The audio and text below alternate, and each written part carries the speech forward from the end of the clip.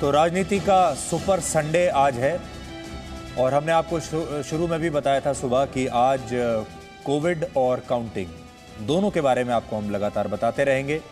आज 5 राज्यों में जो चुनाव हुए थे उनके नतीजे आ रहे हैं और सुबह से जी न्यूज़ पर आप लगातार वो नतीजे देख रहे हैं ताकि आपको ये पता चले कि इन राज्यों में लोगों की क्या मर्जी है, लोगों ने क्या अपनी इच्छा जाहिर की है और कौन सी पार्टी वापस आ रही है और कौन सी पार्टी अभी साफ हो गई है।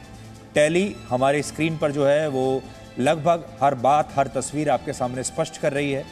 सबसे बड़ी बात जो आपके लिए समझने की है वो ये, क्योंकि सबसे ज़्यादा लोग पश्चिम बंगाल के बारे में जानना चाहते हैं, तो पश्चिम बंगाल में बीजेपी ने प्रदर्शन तो बहुत अच्छा किया है लेकिन परिवर्तन नहीं हो रहा है और ममता बनर्जी 204 सीटों पर आगे चल रही हैं।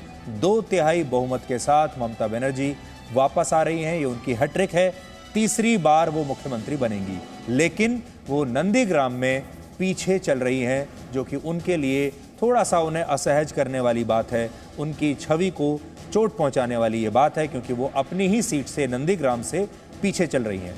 लेकिन उनकी पार्टी की सरकार स्पष्ट रूप से आ रही है। अभी तक जो नतीजे रुझान आ रहे हैं, नतीजा भी नहीं है। 204 सीटों पर इस समय टीएमसी आगे है। ये पश्चिम बंगाल की स्थिति है। असम में बीजेपी जीत रही है और बीजेपी की सरकार असम में दोबारा से बनेगी।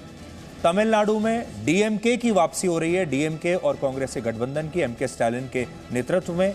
एआईएडीएमके बहुत पीछे है और डीएमके की सरकार बनेगी। और केरल में जो वो भी आपकी स्क्रीन पर है, केरल में एलडीएफ की सरकार एक बार दोबारा से सत्ता में वापस आ रही है। ये हाइलाइट्स हैं आज की। अमन महासा जय मृग हैं, जो कि सेफोलॉजिस्ट हैं, रॉय तपन भारतीय सीनियर जर्नलिस्ट हैं। पहले जय मृग मैं आपसे पूछ रहा हूं, ये किस तरह की स्थिति होगी? मतलब राज्य में टीएमसी सरकार, सीएम की हार।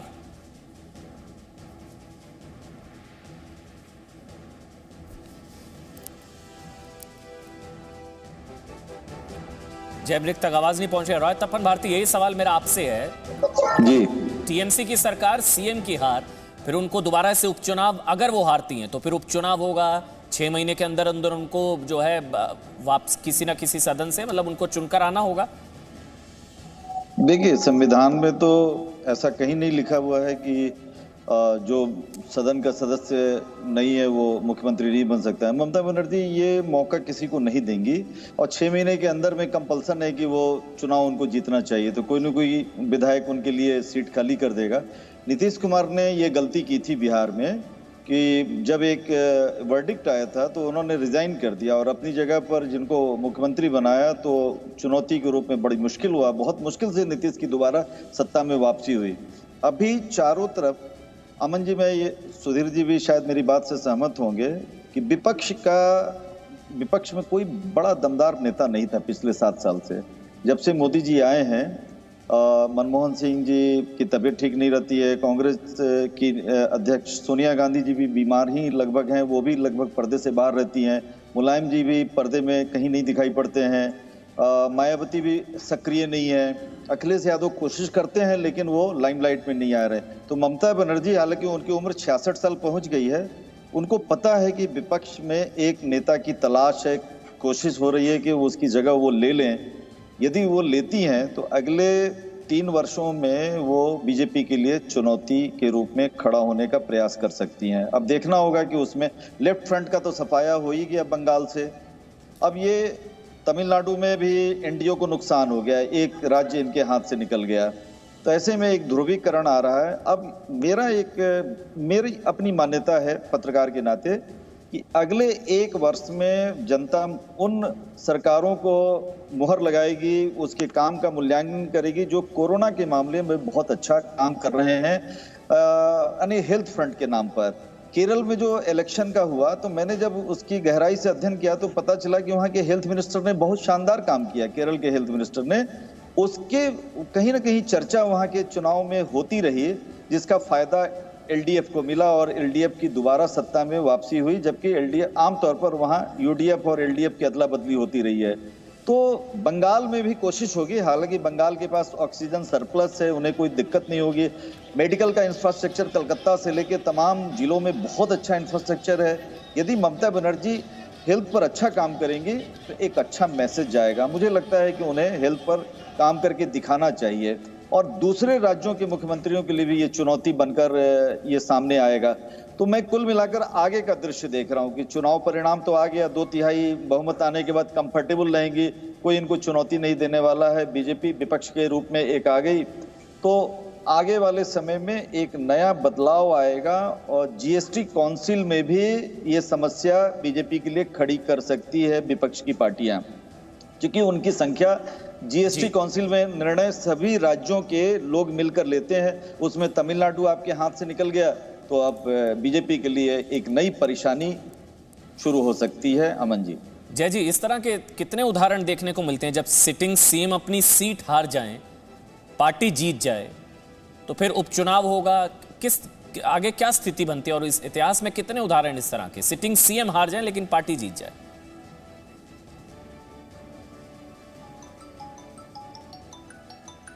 जय मृग जी, ये सवाल मेरा आपसे, आवाज पहुंच रही है आप तक?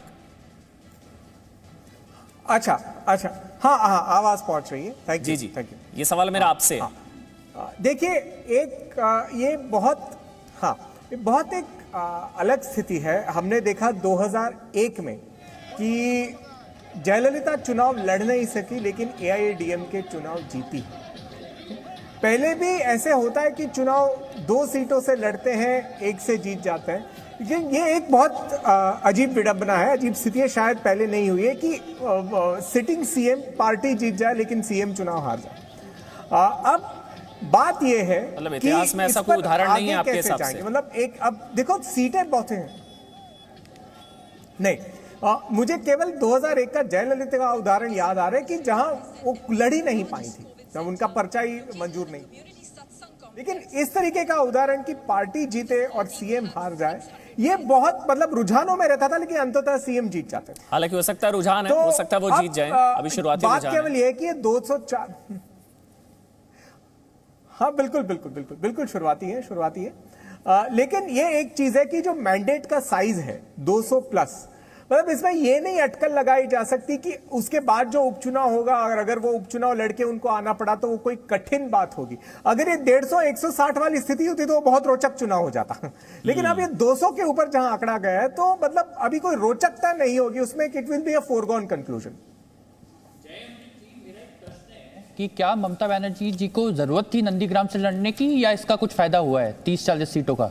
अनिमेश पांडे हैं, सेफोलॉजिस्ट हैं, वो ये सवाल पूछ रहे हैं आपसे। मुझे लगता है उनका हाँ बिल्कुल, मुझे एक्चुअली उसका बहुत बड़ा फायदा होता है, क्योंकि चुनाव में इंडिविजुअल नेता का जीतना या न जीतना इतना जरूरी शायद नहीं होता है जितना मैसेज देना जरूरी होता है। जब मोदी जी खुद बनारस से जाके चुनाव लड़े तो ये मैसेज देना कि उत्तर प्रदेश से लड़े, और वो भी उत्तर प्रदेश में पूर्वांचल से लड़ रहे, वहां से लड़ रहे जहां पे बीजेपी तब तक कमजोर मानी जाती थी। तो ये मैसेज देना और कार्यकर्ता को कहना कि मैं आगे से चुनाव लड़ रहा हूं, I am fighting from the front, मैं आगे से चुनाव लड़ रही हूं, ये मैसेज देना बहुत जरूरी था। तो मुझे लगता है कि नंदीग्राम से लड़ना, हार भी गई तो एक मास्टर स्ट्रोक था। दूसरा, वो कहना कि नंदीग्राम में मेरे पैर में चोट लगी है, मैं एक महिला हूं और नंदीग्राम में मेरे पैर में चोट लगी है, ये उससे भी बड़ा मैसेज था। तो शायद कहीं ना कहीं ये चुनाव हारना, मैं कहूंगा, is losing a small battle to win the big war, जो अंग्रेजी में कहते हैं that you lose a battle to win the war. ये ऐसा कहीं स्टेप है ममता बनर्जी का और मैं उसे सक्सेसफुल स्टेप मानता हूं।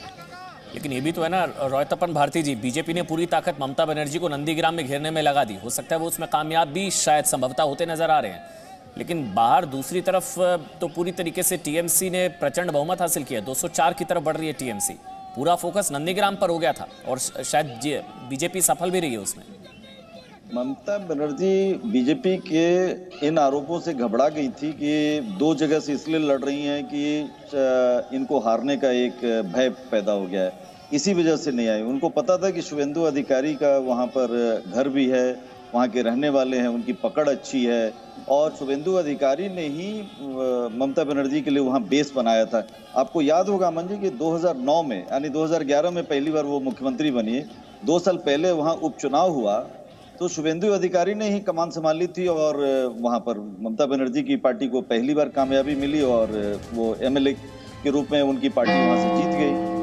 तो वो एक मैसेज देने के लिए उन्होंने काम किया, लेकिन दुर्भाग्यवश मैं देख रहा हूं कि वो डिफीट हो रही है, हार रही है। संविधान तो मैं बार बार कह रहा हूं कि संविधान में उनको मुख्यमंत्री बनने से कहीं पर कोई बाधा नहीं है।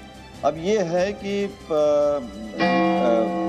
हो सकता है कि उनके सामने विकल्प के रूप में उनका भतीजा है, उसको नॉमिनेट करना चाहे तो कर सकती हैं, लेकिन ऐसे मैच्योरेशन मुझे लग नहीं रहा है कि उनके अंदर में मैच्योरेशन है। और जो 35 जो उनके दल से जो एमएलए और शुभेंदु अधिकारी जैसे अच्छे नेता जो निकल गए थे, वो वैक्यूम हो गया है वहां पर। तो उनको चुनौती देने वाला भी अब उनकी पार्टी के अंदर में कोई बड़ा नेता वहां दिखाई नहीं पड़ रहा है। एक तरह से तृणमूल कांग्रेस के अंदर में एक स्टालवर्ट के रूप में उभर के सामने आ रही है। तो अब ये कि जल्दी से जल्दी वो सत्ता को संभालने की जिम्मेदारी तो लेंगी ही, चूंकि कोरोना के कारण पूरा बंगाल भी परेशान है। चूंकि कल से फिगर आना शुरू हो गया है कि आंकड़े बढ़ने शुरू हो गए हैं, वहां पर हॉस्पिटल में है सो लंबी कतारें लग रही हैं। टेस्ट के कारण कल परसों बहुत परेशानी हुई है आम जनता को। मात्र 10,000 पश्चिम बंगाल में लोगों का कल है सो टेस्ट हो पाया है। 20,000 है सो चुनाव आयोग ने एजेंट थे उनका है सो उनकी जांच कराई। अब जो चुनौती जो ममता बनर्जी के सामने होगी हेल्थ फ्रंट पर, वो काम करना वो किसी और को नहीं सौंपना चाहेंगी, वो खुद से कमान संभालेंगी। उनको पता है कि हेल्थ सेक्टर पर ही है सो इंडिया में अगली बार इलेक्शन होगा, उसी पर बहस होगी, उसी पर है सो जनमत तैयार होगा। तो हेल्थ सेक्टर को फोकस बनाने का प्रयास करेंगे। और आपको यहाँ बता दूं कि ममता बनर्जी का पिताजी का निधन, अच्छा, एक बड़ी खबर है, एक बड़ी खबर है। मैं तपन राय जी, एक बड़ी खबर बताना जरूरी है। चुनाव में जीत के जश्न पर चुनाव आयोग सख्त है। 5 प्रदेशों के मुख्य सचिवों को कहा गया है कि जश्न पर रोक लगाएं, राजनीतिक जश्न को रोके, चुनावी जश्न पर एफआईआर दर्ज करें। ये चुनाव आयोग ने पहले ही बता दिया था कि कोई विजय जुलूस इस तरह का कोई जीत का जश्न नहीं होगा। कोविड की वजह से चुनावी जश्न पर एफआईआर दर्ज करें चुनाव आयोग। अभी जीत की तस्वीरें, जश्न की तस्वीरें आ रही थी, बंगाल से लेकर स्टालिन के घर तक, वहां हर जगह इस तरह की जश्न आपको तस्वीर हम दिखा भी देते हैं। अभी आप देखिएगा, अभी वो तस्वीर आपको दिखाते हैं जो कि जैसे ही चुनाव के रुझानों में टीएमसी आगे आई, तुरंत कोलकाता से इस तरह की तस्वीरें हमें देखने को मिलने लगी, जहां पर लोग जश्न मना रहे थे, बाहर निकले हुए हैं। इनमें से बहुत सारे लोग ऐसे भी हैं जिन्होंने मास्क नहीं लगाया है। और चुनाव आयोग ने ये निर्देश दिए थे कि आज कोई भी जीत का जश्न नहीं मनाया जाएगा सड़कों पर बाहर निकलकर। और ये उस निर्देश का स्पष्ट उल्लंघन है जो आप स्क्रीन पर देख रहे हैं। और आपको याद होगा, ब्रेक पर जाने से पहले हमने चुनाव आयोग से भी अपील की थी, अदालतों से भी अपील की थी कि वो इन तस्वीरों को देखें और इनका संज्ञान लें। और हमें खुशी है कि चुनाव आयोग ने तुरंत इन तस्वीरों का संज्ञान लिया है और ये निर्देश जारी कर दिए हैं कि ये जो जश्न हो रहे हैं, जो खुशियां मनाई जा रही हैं, इसे तुरंत रोका जाए। और एक बड़ी बात अब ये है कि अभी तक चुनाव चल रहे थे, इसलिए आपको पश्चिम बंगाल से कोरोना वायरस के बारे में कोई खास खबरें आपको मिल नहीं रही थी। आपको ज़्यादातर जो खबरें आ रही थी दूसरे राज्यों से आ रही थी। अब मुझे ऐसा लगता है कि कल से आपको पश्चिम बंगाल से भी बुरी खबरें मिलेंगी और पश्चिम बंगाल की जो टैली है वो अब ऐसा लगता है कि ऊपर जाएगी। भगवान ना करे ऐसा हो, लेकिन हमारी ये आशंका है कि आपको अब पश्चिम बंगाल से भी इस तरह की खबरें मिलनी शुरू होंगी। और ये आप जो तस्वीरें देख रहे हैं, ये वाकई में बहुत दुखदाई तस्वीरें हैं। इससे ये समझ में आता है कि लोग अभी भी जिम्मेदारी से बाहर नहीं निकल रहे हैं। हमारे साथ अपराजिता सारंगी, जो कि भारतीय जनता पार्टी की सांसद हैं, वो इस वक्त हमारे साथ अब लाइव जुड़ चुके हैं। साथ ही संजय सरकार हैं, जो कि टीएमसी के नेता हैं। अपराजिता सारंगी जी, टीएमसी 204 मतलब 200 के पार, ये नारा तो आपका था। मैं मानती हूँ नारा हमारा था। हमें लग रहा था कि हम निश्चित तौर पर 200 क्रॉस करेंगे, 200 पार जाएंगे, लेकिन ऐसा लग रहा है कि यह नहीं होगा। लेकिन मैं कह दूं कि कहानी के अंतिम अध्याय तक हमें अपेक्षा करनी चाहिए। जब तक सांस है तब तक आस है। अभी कुछ भी कहना मुझे लगता है परिपक्वता नहीं होगी। लेकिन जो ट्रेंड कह रहा है, ट्रेंड के आधार पर लग रहा है जैसे हम 85 और 100 के बीच में रहेंगे और टीएमसी 200 से ज्यादा है। देखिए, ऐसा होता है कि हमने पूरा प्रयास किया, जितनी मेहनत करनी थी किया। और मैं आपको भारतीय जनता पार्टी के यूएसपी के संबंध में बता दूं, हमारे यूएसपी है कि हम कोई भी काम को बहुत गंभीरता के साथ लेते हैं, हम अपना होमवर्क ठीक करते हैं। तो आप ये सोचिए कि एक समय में यहाँ 4% हमारा वोट शेयर हुआ करता था, जो बढ़ के 10% हुआ और अभी आज के दिन 40% से पार जा रहा है। तो मुझे लगता है कि हम अपना आधार बढ़ा रहे हैं। वेस्ट बंगाल हमारी जगह रही ही नहीं है कभी, और एक अलग वातावरण में आकर प्रिंसिपल ऑपोजिशन पार्टी के तौर पर खड़ा होना ये कोई कम बड़ी बात नहीं है। तो मुझे लगता है कि मैं इसे कहूंगी कि एक अच्छी एंट्री हुई है, एक हमारा अच्छा प्रदर्शन हुआ है। मैं इसे अपनी हार नहीं मानती हूँ, मैं भारतीय जनता पार्टी की हार नहीं मानती हूँ। हमने काफी गंभीरता से इलेक्शन को लिया और हमें काफी सीख भी मिली। जिन जिन मुद्दों को वहां उठाना था हमने बखूबी उठाया, लोगों के साथ अपना जुड़ाव रखा और इसके बाद ये परिणाम आ रहे हैं। तो मुझे लगता है कि समय आ गया है जब हम आत्मनिरीक्षण करें। अभी इलेक्शन का रिजल्ट आने दीजिए, कुछ समय की बात है, इसके बाद जो होगा और परवर्ती पदक्षेप क्या होगा, निश्चित तौर पर भारतीय जनता पार्टी इस दिशा में विचार करेगी। हम बहुत ही अनुशासित दल हैं, बीजेपी कर्मियों से भी बातचीत की जाएगी, हम अपने बीच में भी बातचीत करेंगे और एक रोड मैप तैयार किया जाएगा। जी, संजय सरकार भी इस समय हमारे साथ हैं जो टीएमसी से हैं। संजय जी, आपसे हम ये जानना चाहेंगे कि बीजेपी की सीटें इतनी बढ़ गई, 3 से 85 हो गई और आपकी पार्टी की सीटें भी बढ़ रही हैं, आप भी 204 तक पहुंच गए। पिछले चुनाव के मुकाबले आपकी सीटें भी बढ़ी हैं। तो पिछली बार आप 211 पर थे, लगभग आप वहीं पर पहुंच रहे हैं। तो फिर ये जो बीजेपी का जो राइज है, इसे आप कहां से देखते हैं? देखिए सुधीर जी, नमस्कार। पहले आपको पहले बार आपसे शो करने का मौका मिला है, लेकिन मैं आपको चीज बताता। आज सुबह जब हम चैनल में बैठे थे तब मैंने बोला था 220 से ज्यादा सीट हम जीतेंगे। तो कोई दिग्गज, कोई बुद्धिजीवी भी बैठे थे, तो वो लोग शायद उसको मजाक लगा था। तो मैं ग्राउंड रूट में जो काम किया, ग्रास रूट लेवल में, उसको हिसाब से मैं दिसंबर में 294 विधानसभा हम ये सर्वे करने के लिए निकले थे और फरवरी में जाके खत्म किए थे। तो मैं पार्टी को पास जो रिपोर्ट दिया था, मैंने दिया था 220 से ऊपर हम मेरे सीट जाएंगे। ठीक है, तो मैं जिस हिसाब से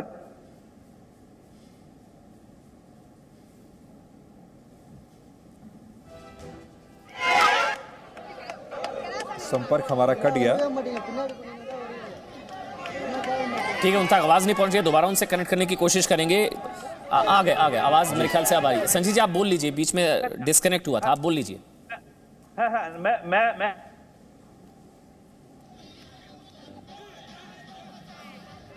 ठीक है संजय जी, टेक्निकल दिक्कत है, दोबारा से आपसे कनेक्ट करने की कोशिश करेंगे। अपराजिता सारंगी, यही सवाल आपसे भी कि टीएमसी पिछली बार जितनी थी उतनी मेंटेन करी है, 211 थी और 205 है, लेकिन आप लोग 3 सीटें से तुलना कर रहे हैं। लेकिन 2019 में आप 18 सीटें जीते थे लोकसभा में, लगभग 126 सीटें विधानसभा अगर कन्वर्ट किया जाए, आपको तो उतनी भी नहीं मिल रही। 2019 से भी खराब प्रदर्शन आपका लोकसभा चुनाव से अगर मैं तुलना करूं तो।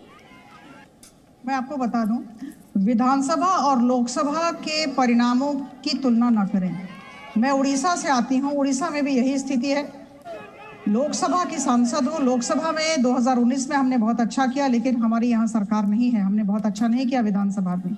तो मुझे लगता है विधानसभा अलग मुद्दों पर लड़ा जाता है और लोकसभा एक अलग तरह के मुद्दों पर लड़ा जाता है। तो ठीक है, लेकिन चेहरा तो यहाँ पर भी आपके यहाँ पर चेहरा तो यहाँ पर भी मोदी जी थे ना। लड़ाई तो दीदी वर्सेस मोदी आप ही लोग कह रहे थे। प्रधानमंत्री नरेंद्र मोदी चेहरा, कोई सीएम चेहरा नहीं। 19 में भी चेहरा मोदी, यहाँ पर भी चेहरा तो मोदी जी थे ना। देखिए, निश्चित तौर पर आदरणीय प्रधानमंत्री जी हमारा चेहरा थे, क्योंकि हमने कोई मुख्यमंत्री का चेहरा वहां दिया नहीं था। और लेकिन मैं बता दूं आपको कि हम अपने 100% दिया था।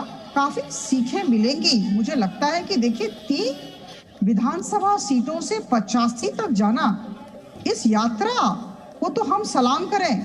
कितनी कठिनाई में हम लोग यहाँ तक पहुंचे हैं, प्रिंसिपल ऑपोजिशन पार्टी हुए हैं। तो मुझे लगता है कि ये कह देना कि भारतीय जनता पार्टी का बहुत ही खराब प्रदर्शन रहा, ये गलत होगा। अच्छा प्रदर्शन रहा, लेकिन जिस तरह का प्रदर्शन हम चाहते थे, जिस तरह की अपेक्षा थी, वैसा नहीं हुआ। तो भारतीय जनता पार्टी के साथ एक अच्छी बात है, हमारा अच्छा पक्ष है।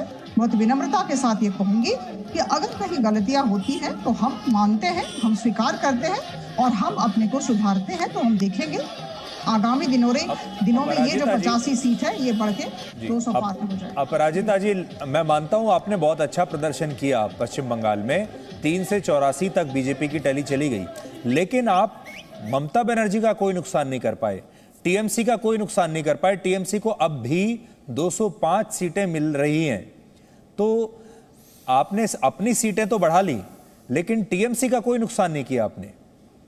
नहीं, इसका अर्थ क्या हुआ?